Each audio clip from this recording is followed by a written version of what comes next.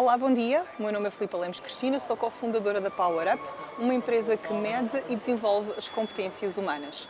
Hoje estamos aqui para gravar o segundo episódio do podcast A Máfia da Empatia, um podcast sobre o futuro do trabalho e sobre o poder das competências humanas no mundo cada vez mais dominado pela IA. E hoje vamos falar de empatia na tecnologia. E para isso temos connosco a Andrea Oliveira. Obrigada, Andrea. Bom dia. Olá. Obrigada por teres aceito este convite. Eu é que agradeço. Gostava, antes de mais, que te apresentasses um pouco. Conta-nos um pouco sobre ti. Quem és tu? Olha, sou a Andrea Oliveira, tenho 52 anos, sou casada e tenho 2 filhos, já bem crescidos, e sou uma pessoa curiosa, muito resiliente e acredito que também sou uma pessoa que olha e cuida de pessoas.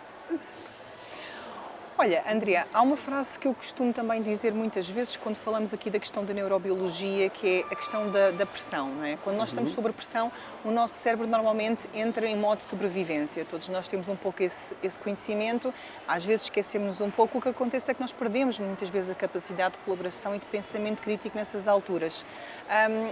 E eu penso que aqui a liderança empática pode ter um papel fundamental, porque a liderança empática nem sempre é sobre suavidade, muitas vezes também é sobre gestão de risco. Mas se tu pudesses definir empatia ou liderança empática em 3 palavras, como é que tu definirias isso? Olha, eu considero que a liderança empática, e como já utilizámos muitas vezes esta frase, e ela parece quase aqui nada um clichê, mas que a liderança empática não é ser fofinho, não é? E eu acredito que tem muito a ver com, se eu tivesse que definir em 3 palavras, eu definiria como escuta, consciência. Acho que a consciência é muito importante, porque nós temos que estar constantemente conscientes para sermos competentes. Sim. E a terceira, ação.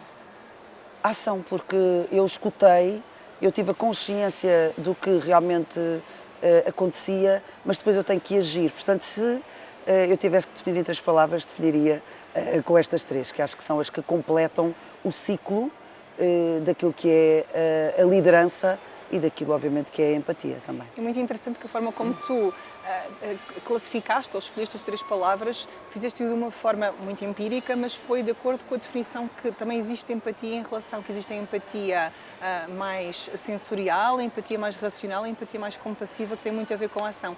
É engraçado porque tu tocaste, de facto, aqui nos 3 pontos. Olha, e em tecnologia nós temos momentos em que é uma aceleração. Ainda antes de começarmos a gravar este episódio, estavas a partilhar um pouco um desses Sim. momentos comigo. E às vezes pensamos, então, mas num momento de tanta aceleração, onde é que existe o espaço para a empatia? E, portanto, a minha pergunta para ti é, num dia típico, temos um dia aqui cheio de pressão, aparecem-nos 1001 coisas, clientes, prazos, a equipa com stress, incidentes, mudanças de repente de objetivos. Qual é o custo real para a equipa, para os resultados, este stress contínuo numa equipa tech se não houver empatia? Olha, Filipa, a tecnologia é um mundo de muita pressão, acabaste de dizer, não é? E quando nós estamos a falar de pressão, estamos a falar de pressão do lado interno e pressão do lado externo, leia-se o cliente. Quando nós estamos em plena pressão, e isso tem a ver com pressão de custo, pressão de serviço, pressão do risco do serviço e da qualidade, tudo isso às vezes leva a que a empatia seja colocada aqui um bocadinho de parte. Mas sabes que eu considero que a empatia é um hábito, cria-se um hábito. Diz-se que nós levamos 21 dias a criar um hábito e 2 ou 3 a desfazê-lo.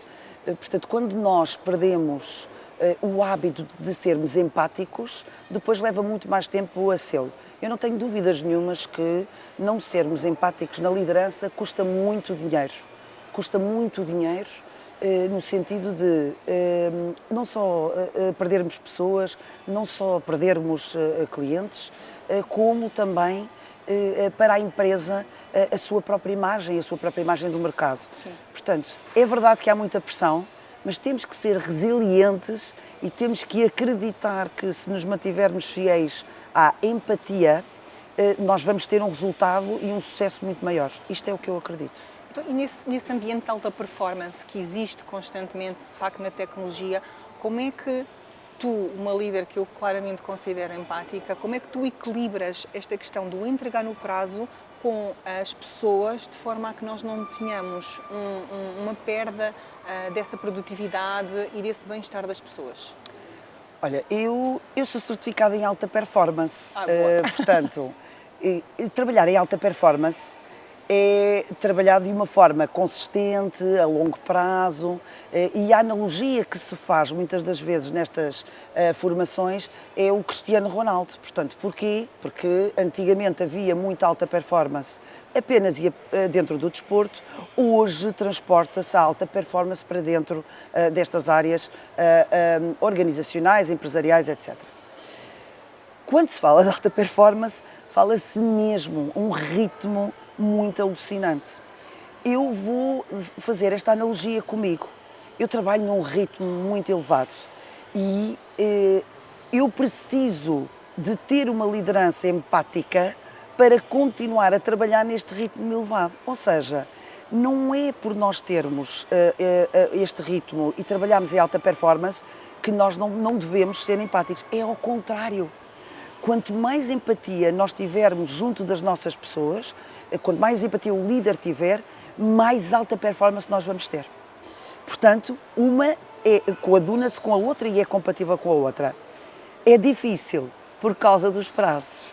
Muitas das vezes os prazos causam uma tensão muito grande, mas eu costumo dizer assim, e inclusive até aos meus próprios coordenadores, aos meus próprios team leaders, respirem e olhem para o céu. Que é uma forma também de relaxar um bocadinho o relaxar cérebro. um bocadinho, respirem, olhem para o céu. E agora vamos continuar a trabalhar em alta performance. E tem resultado muito bem esta empatia com alta performance. É uma receita, é um ingrediente que é utilizado hoje em dia dentro da liderança empática, na minha opinião, e que eu considero que não faz sentido de outra maneira. E consegue-nos dar assim um exemplo prático de uma situação em que tiveste que gerir essa situação então de alta performance com a questão da liderança empática? Para ser um bocadinho mais claro. Consigo. Eu tive, recentemente, tive o início de um projeto agora no dia 31 para 1, à meia-noite e 1. É um contrato de 24/7, portanto o incumbente saía à meia-noite e eu trabalho na Inetum, é uma empresa tecnológica, portanto, e a Inetum entraria neste contrato à meia-noite e 1. Portanto, 2 dias antes, eu tive um nascimento, uma grávida, que neste caso era a mulher de uma das pessoas que foi para a maternidade, outra pessoa que ficou doente, outra. Portanto, eu tive aqui um deslize ali dentro do 29 e o 30, complicado em termos da pressão e da entrega daquilo que era ao próprio cliente. Como é que a empatia entrou aqui? De uma forma muito clara, muito transparente, eu coloquei-me ao lado do cliente e ao lado das pessoas que efetivamente estavam, portanto as outras não estavam, mas as que estavam, e pedi para que nós arrancássemos à meia-noite e 1 do dia 1 de janeiro de 2026 com toda a força, com toda esta alta performance, com todo o risco associado, dizendo às pessoas que acontecesse o que acontecesse, eu estaria do lado delas. À meia-noite e 1, à meia-noite e 2, e no dia 1, e no dia 2, e no dia 3. E eu acho que isto fez uma grande diferença, mesmo para o cliente, de perceber que eu estaria lá, independentemente dos percalços que nós tivemos para o arranque deste contrato, eu estaria sempre lá, para ele e para as pessoas. E a verdade é que o contrato arrancou muito bem, com pessoas que eram, algumas delas muito júniores, e correu muito bem, porque as pessoas deram tudo o que tinham para dar, porque sabiam que estavam protegidas. Esta é a diferença para mim da... Portanto, as pessoas sentiram ali uma rede de segurança, Completamente. claramente, e com isso desapareceu o tal risco, o medo de sobrevivência e conseguiram então dar tudo por tudo, percebendo que os seus colegas não podiam lá estar, pelas razões óbvias, e tanto tu ao lado deles ajudaste-os muito bem nisso. Acho que foi um excelente exemplo, André, um excelente exemplo, e acho que mostra como é que de facto a empatia consegue estar ali par a par com a alta performance. Já agora, só aqui fazendo aqui um parênteses, a Madalena nasceu no dia 31. Ai, muito bem-vinda à Madalena, a este Exato, mundo. nasceu a Madalena no dia 31 e que é uma recém-nascida e que realmente no dia 31 ela deu-nos aqui a graça de nascer no arranque deste projeto. Foi muito bonito, foi muito bonito. Olha, e nestes ambientes, às vezes, obviamente, naturalmente, por múltiplas razões, muitas vezes podem ter a ver com o trabalho, podem não ter a ver com o trabalho, existe alguns sintomas que tu podes ver das pessoas de estarem a começar a derrapar, de sentir que estão a entrar em burnout, que estão a entrar em fadiga psicológica. Como é que tu consegues identificar estes sinais e como é que consegues colmatar estas situações antes que estas pessoas digam chega, vou-me embora, vou à procura de outra coisa? Eu costumo identificar, e costumo dizer isto, pela energia da sala. Hoje em dia, a energia da sala é muito mais complicado, porque nós temos o teletrabalho, temos o regime híbrido e o risco maior para mim é esse. É quando nós temos equipas em teletrabalho e podemos não perceber no momento em que isso está a acontecer. Ou quando percebemos já é muito tarde. Quando nós temos uma presença é muito mais fácil. As pessoas começam a derrapar em prazos, a energia começa a descer, a produtividade. Portanto, normalmente é quando eu começo a perceber, começa a haver uma outra falha, eu começo a perceber que já existe ali algo que não está bem. Uma das características que eu acho que é muito importante no líder é a observação. Numa tecnológica, o mundo corre a uma velocidade, eu não digo que seja diferente das outras, mas é uma velocidade muito grande. Tudo parece estar descontinuado ao fim de 6 meses. Portanto, muitas das vezes os líderes não têm o tempo para olharem e observarem. Portanto, olham, mas não observam. Eu acho que esta característica de observar é muito importante nos tempos que correm, quer seja pela própria Câmara, porque estamos em teletrabalho, quer seja pela presença, porque estamos no escritório. E quando isto acontece e quando nós observamos, há sempre traços das pessoas que nós conseguimos identificar quando algo não está bem. Okay. É o que eu sinto. Eu sou muito observadora nos traços das pessoas que estão a trabalhar comigo. Okay. E isso faz a diferença. Porque eu consigo puxar aquela pessoa e perguntar se ela está bem ou não. É muito interessante teres falado da questão do presencial, da questão do híbrido, da questão do remoto, porque hoje em dia são realidades de facto que existem, nós temos que nos ajustar e adaptar, e tu adaptaste enquanto líder empática que és, e é engraçado também dizeres que a observação faz toda a diferença aqui, seja em que situação for, para conseguires ver esses primeiros sinais. Portanto, os check-ins que tu fazes são aqueles pontos que podem determinar ali irem por um caminho ou irem por outro caminho. Isso claramente faz parte de uma liderança empática. E voltando a falar aqui um bocadinho de empatia, estamos neste tema, eu sinto, e diz-me tu se é verdade ou não, que a empatia por vezes ainda é um bocadinho subestimada no mundo da tecnologia. Tu falavas disso no início desta nossa conversa e queria perceber, na tua opinião, porquê que achas que isso acontece e qual é que pode ser o impacto que vamos ter nas equipas e nos resultados se nós tivermos líderes que não são empáticos?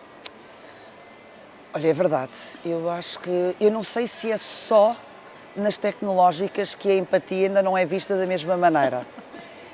Eu trabalho com vários clientes em várias áreas de negócio. Portanto, eu sinto que esta questão da empatia começa a falar-se cada vez mais, mas que na tecnológica, e exatamente pelo motivo que eu falei há pouco, desta pressão do tempo, o facto de quanto mais lento agires, mais descontinuado fica, há uma rapidez na ação que muitas das vezes pode-se perder este hábito da empatia. Eu acho que na tecnológica é mais isto. Não tanto no sentido de na tecnologia não há espaço para isso, não, mas porque acontece tudo muito rápido. Riscos enormes, não só nas tecnológicas, mas em todas as áreas de negócio e na nossa vida particular. Às vezes falamos, e obviamente nós estamos aqui a falar desta área muito empresarial, Sim. mas mesmo nas nossas relações humanas, Sim. nós somos muito mais felizes se nós formos muito mais empáticos e respeitadores, obviamente, uns com os outros. Regressando aqui à componente empresarial, porquê que a empatia faz falta e porquê que os líderes, se não forem empáticos, não vai resultar? Na minha opinião, não vai resultar. Porque as pessoas, com este mundo híbrido e de teletrabalho, cada vez mais precisam de empatia e depois os processos. As pessoas precisam de sentir que muitas das vezes estão em casa, muitos estão sozinhos. Eles precisam de ter alguém com quem conversar, precisam de 5 minutos. 5 minutos é aquilo que as pessoas precisam. E os líderes têm que ter esta consciência que nós vamos entregar muito mais, com muito mais resultado, com muito mais sucesso, se nós dermos estes 5 minutos às pessoas. É muito interessante isso que tu estavas a dizer, porque leva-me exatamente à próxima pergunta. Porque há um instituto que muitas tecnológicas seguem, que é o Project Management Institute, não é? O PMI, que é largamente conhecido, e eles também falam de que a empatia é uma das competências humanas que eles consideram um fator crítico de sucesso. Eles dizem exatamente isso, que quando existe mais empatia nas equipas, as equipas de projeto acabam por entregar melhor e com muito maior maturidade. Claro. É um dos medidores de impacto que eles têm. E no fundo é perceber isso. Então, como é que tu traduzes a empatia, que já viemos a falar aqui um bocadinho, a nível da gestão de projeto, a nível da gestão de quem está na tua equipa, a nível da gestão de quem está acima de ti, que espera determinadas coisas? Como é que tu, neste ambiente que ainda existe às vezes um bocadinho de dúvidas sobre a questão da empatia, como é que tu podes mostrar de facto que existe aqui uma correlação direta entre empatia e resultados, seja a quem está contigo ao teu lado, seja a quem está acima de ti? Olha, falando de projetos, portanto, há uma diferença entre aquilo que é o projeto e o serviço, a entrega de um projeto, a entrega de um serviço. O serviço é normalmente a mais longa duração, um projeto é de curta duração. Portanto, ou seja, é uma coisa que o cliente obviamente contrata e tem uma duração mais curta. Logo, tem uma pressão muito maior ainda que um serviço. Eu tenho um serviço há 3 anos, eu tenho um projeto há 6 meses. E sim, o PMI neste momento já advoga exatamente isso, porque ainda agora eu falei na pergunta anterior, a empatia 5 minutos vale por um resultado provavelmente de um dia inteiro.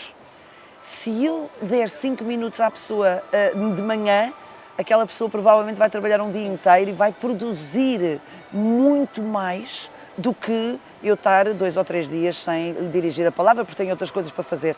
E atenção, há pouco quando eu falava de o líder, não é que o líder não queira saber, não é isso.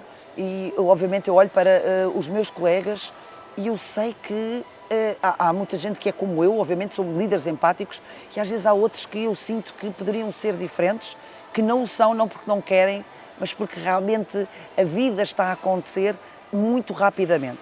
Portanto, aquilo que eu peço, e muito mais em projetos, é que nós observemos as pessoas, tornemos a liderança empática uma natureza nossa e não apenas uma obrigação.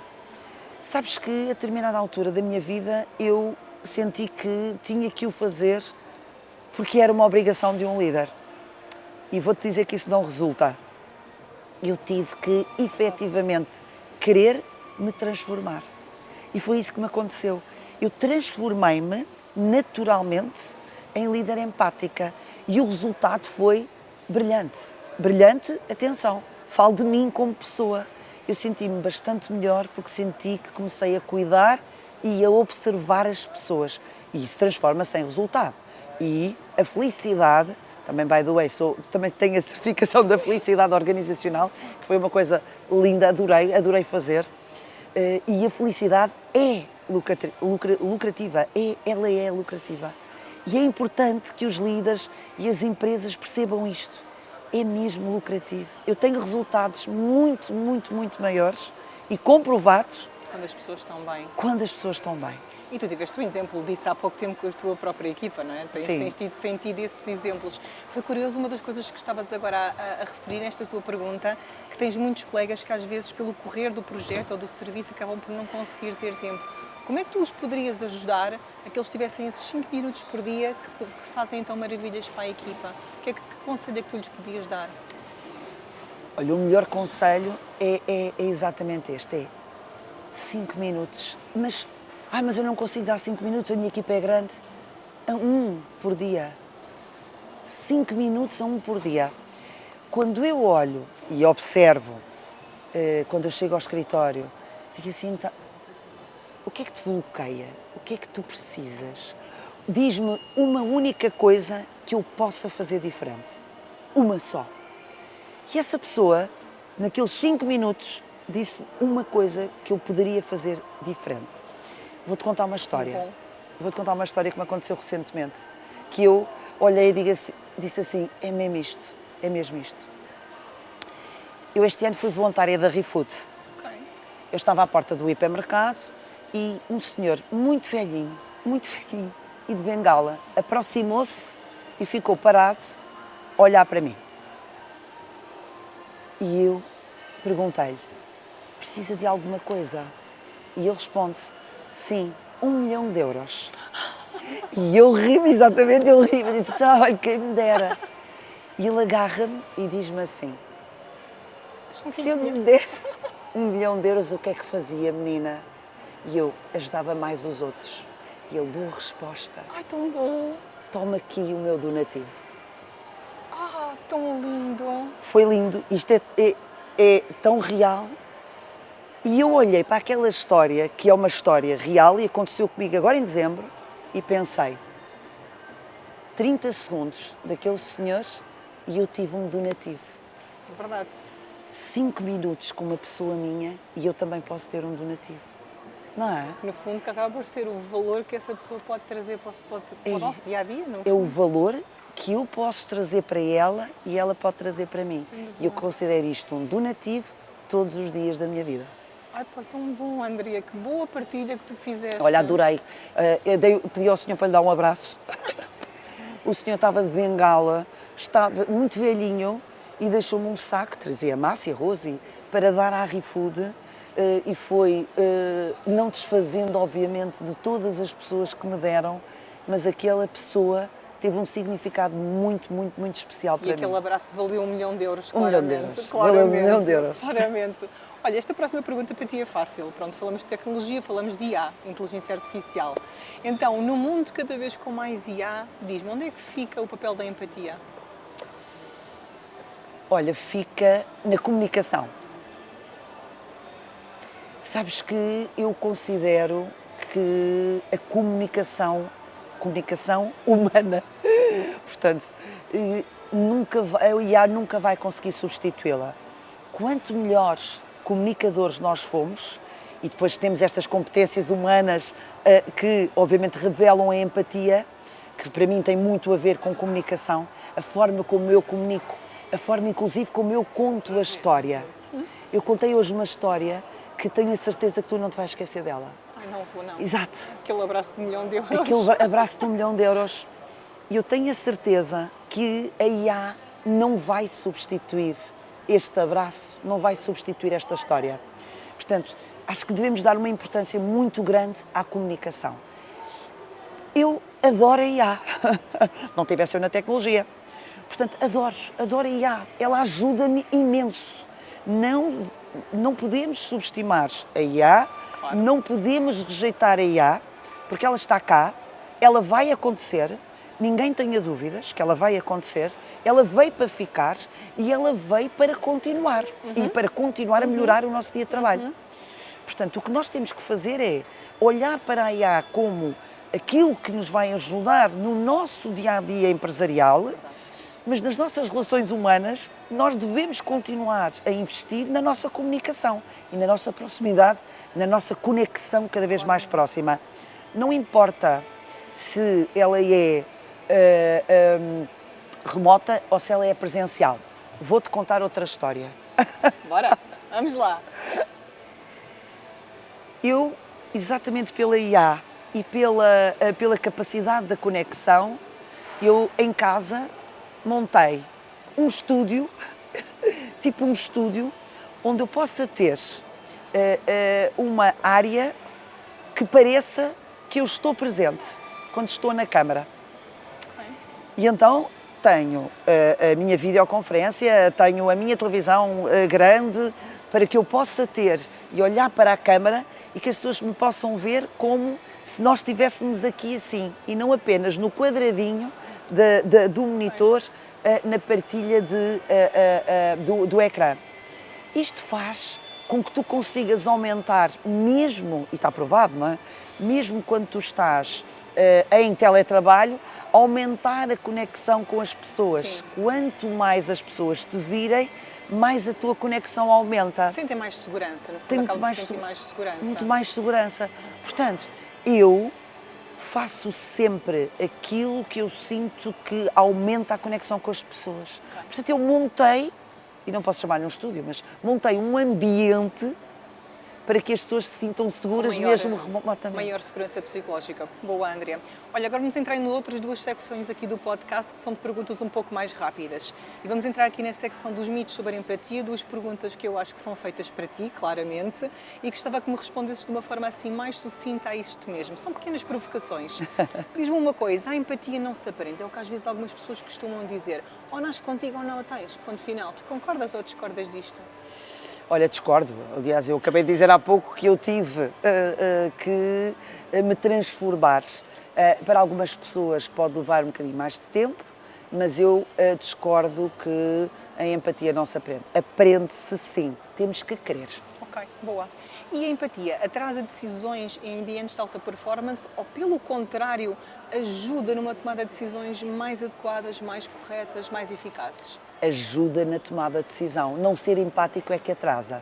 Ok, boa, muito obrigada. Então, e agora vamos para as perguntas diretas e respostas rápidas, no fundo. Se tivesses que aconselhar um líder para desenvolver uma competência humana hoje, qual seria a competência humana? Bom, há pouco falei, eu acho que a competência mais, para mim, como líder, eu diria que é a curiosidade. Ok, boa. Ok? A curiosidade, para mim, faz parte do meu dia-a-dia. Quanto mais curiosa tu fores, mais consegues observar, mais humana tu te tornas. É giro que está ligado aqui a uma outra pergunta a seguir. Mas qual foi o momento na tua carreira? Tu falaste aqui desse momento de transformação interessante. Queria que nos partilhasse aqui connosco, em que tu sentiste um ahá e pensaste assim, ok, sem pessoas não há resultados. Quando é que tu sentiste esse ahá na tua carreira? Olha, na prática, eu vou ser muito franca, foi quando comecei a perder contratos. Também, não é? Portanto, quando eu lembro-me, por isso é que eu te falei de, primeiro, não foi natural, senti que, ok, isto, eu preciso mesmo de estar ao lado das pessoas, preciso ter esta conexão e nessa altura eu comecei a perceber, ok, isto sem pessoas não há resultado, portanto eu tenho que me transformar. Portanto, foi, no fundo, quando eu comecei a perceber que perdia contatos, perdia pessoas. Okay. Portanto, foi aqui que eu senti que tinha que me transformar. Que fazia ali a diferença. Há pouco falaste da curiosidade como sendo uma competência fulcral nos nossos líderes. E eu ligo muito a curiosidade à própria vulnerabilidade. O que é que tu descobriste em ti, ao longo destes anos, que possas ter considerado uma vulnerabilidade, mas que hoje em dia tu vês que é uma força, que é aquilo que faz a diferença na obtenção de resultados, seja qual for a organização com que tu trabalhes? Olha, eu vou responder que eu, se calhar, até parece quase estranho, mas foi a própria da vulnerabilidade. Ok. Eu sentia que não podia ser vulnerável em nenhuma circunstância, em nenhum tema. E quando eu percebi que quando eu era vulnerável eu tinha resultado, eu achei que deveria transformar aquilo que eu considerava que era uma fraqueza numa força. E então eu consegui, fez parte da minha transformação, a vulnerabilidade. Foi exatamente por perceber que, e não é ser vulnerável sempre nem nunca. Não é ser vulnerável com tudo ou com nada. É naqueles momentos em que nós somos sinceros connosco próprios. Sim, Okay? sim. Portanto, e foi essa a minha fraqueza, que eu senti que afastava pessoas, porque sentia que não tinha nenhuma fraqueza ali, nenhuma vulnerabilidade, e quando eu percebi que era aí que eu afastava pessoas, transformei isso numa força, e quando era necessário, tomei a consciência, e quando foi necessário, eu sou vulnerável com as minhas pessoas, e hoje até consigo pedir ajuda e quase abraçar pessoas. Vamos para a nossa última pergunta, que é assim, deixa-nos um post-it aqui para todos nós. Qual é a coisa mais simples que uma pessoa pode fazer hoje, já amanhã, em 5 minutos, falámos aqui muito dos 5 minutos ao longo desta tua conversa connosco, para aumentar a empatia e com isso aumentar resultados? Bom, eu há pouco disse, não é? Portanto, ou seja, para mim, todos os dias de manhã, se nós falarmos com alguém e perguntar como é que nós podemos ajudar, ou como ou algo que nós possamos fazer de diferente, vai fazer garantidamente toda a diferença, ok? Outra das coisas que eu também acredito que faça muita diferença é comunicar cedo aquilo que nós já sabemos. Quando nós comunicamos tarde aquilo que sabemos cedo, cria desconexão nas pessoas, seja o que for. Portanto, algo sobre a empresa, algo que seja importante e que seja relevante para as pessoas. Isto também faz a diferença e aumenta a empatia. Comunicar cedo aquilo que sabemos cedo. Isto também considero que é um bom conselho. Obrigada, Andrea. Queres deixar alguma mensagem aqui para os nossos ouvintes? Olha, gostava de dizer a todos os que nos estão a ouvir que eu gosto imenso de pertencer a esta máfia. Acho que a máfia da empatia é um caso de sucesso para mim. A empatia não é um clichê, não é só aquilo que nós hoje vemos nas redes sociais, muitas pessoas a falar sobre isto. É mesmo verdade, é real. Portanto, gostaria muito que todos vocês se juntassem a esta máfia, nos fizessem esta companhia e aderissem a esta comunidade, porque realmente ela cria resultados e cria sucessos. Um bom ano para todos. Obrigada. Obrigada, Andrea, por esta partilha fantástica que tu fizeste aqui connosco hoje. E para fechar este episódio, não posso deixar de agradecer mais uma vez ao UB Shopping Resort por acreditar nesta missão desde o primeiro minuto e por ser o palco da gravação destes episódios do podcast A Máfia da Empatia. E obrigada também a todos vocês que nos ouvem como parte desta Máfia da Empatia, a tribo que acredita que as competências humanas também dão resultados. Tenham um dia feliz.